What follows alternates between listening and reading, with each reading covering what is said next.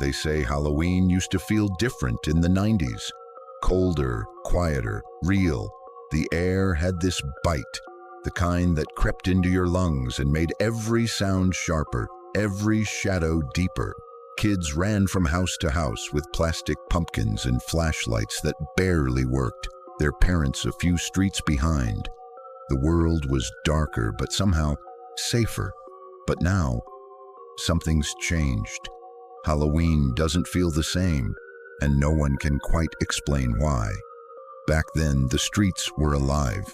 You could hear laughter echo from every block, mixed with the crunch of leaves under cheap sneakers and the faint hum of Monster Mash from a neighbor's radio.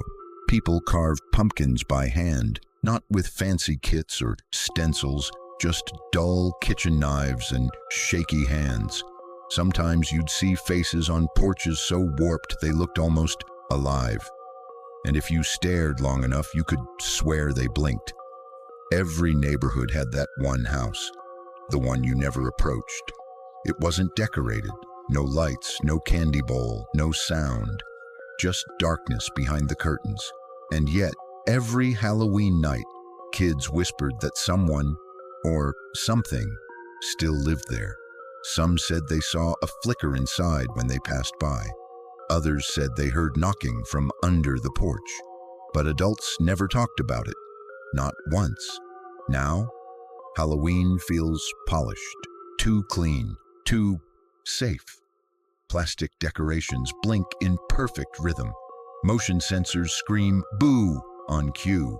The fear is synthetic, a performance.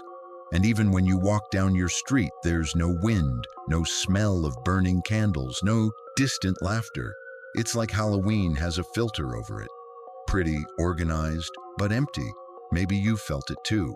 That strange quiet when you step outside.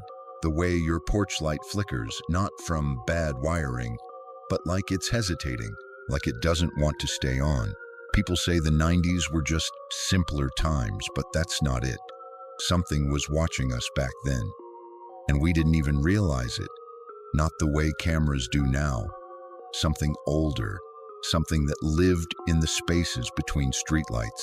Ask anyone who grew up then, and they'll tell you there was a moment every Halloween night, right after 11 p.m., when the whole town went silent. The wind would stop, the air would thicken, even the crickets went quiet. And if you looked out your window during that silence, you might see someone standing under a street lamp, still, facing your house, too far away to recognize, but close enough to know they were looking at you. Kids used to dare each other to look out at that exact moment. Most said they saw nothing. A few said they saw a man, and one boy never said anything again.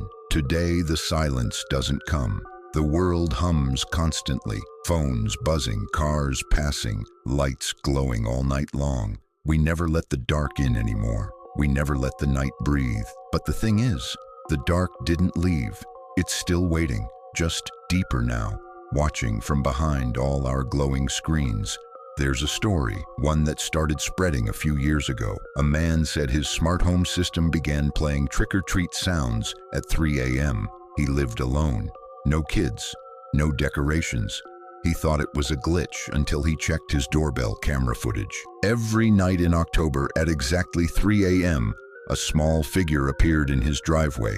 A kid in a ghost costume standing perfectly still, never moving, never knocking. He turned off the camera, but every morning the footage reappeared in his phone's gallery. And one night the figure was closer, right at the edge of his porch, head tilted upward, looking into the lens. When he moved out a month later, the new homeowner got the same alert. Motion detected, front door, timestamp, October 31st, 3 a.m. The 90s didn't have cameras everywhere, but they didn't need them. People felt things then. That cold draft down your hallway, the feeling of being watched through the blinds, the whispers in the leaves outside. Back then, when kids saw something in the dark, parents said, "It's just your imagination." But what if the imagination was the only thing that could see it? One old forum still exists, buried deep online. Posts from the late 90s, people writing about the Halloween hour. Every post ends at the same time, 3:03 a.m. No replies, no edits, just silence. And when you scroll to the bottom, a message flashes, and only for a second. You're late, the lights are already on. Halloween used to belong to the night. Now it belongs to the light. And that's the problem, because whatever used to come out during Halloween, it hated the light. Back then, we didn't have LED pumpkins or solar lanterns. The only light came from real candles. And if a flame went out before midnight, it meant something passed by your house. Every kid knew that. They didn't know what it was.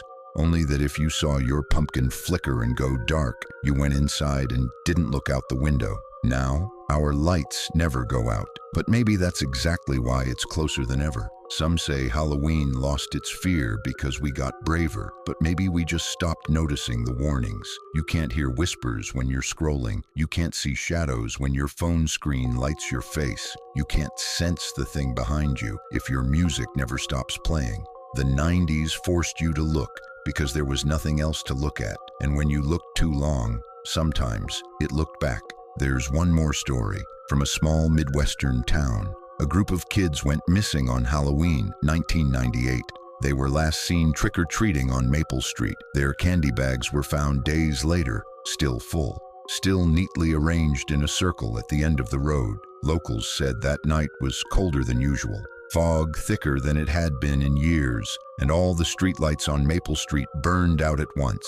At exactly 3 a.m., the police reports are still online, but something strange happened years later. When you look up Maple Street on Google Maps, the road doesn't appear. It skips a block, jumps from 6th to 8th, as if that entire street was erased. And every Halloween night, people nearby claim to see children walking in the fog, carrying candy bags, still trick-or-treating. They say the past can't hurt you, but that's not true. The past doesn't fade. It lingers, waiting for the dark to return. Maybe that's why Halloween feels wrong now, because the night remembers what we've forgotten, and it's getting closer again. The 90s weren't haunted by ghosts. We were haunted by imagination. Now the ghosts don't hide under the bed. They hide in your home. And they don't wait for Halloween anymore. They're watching every night.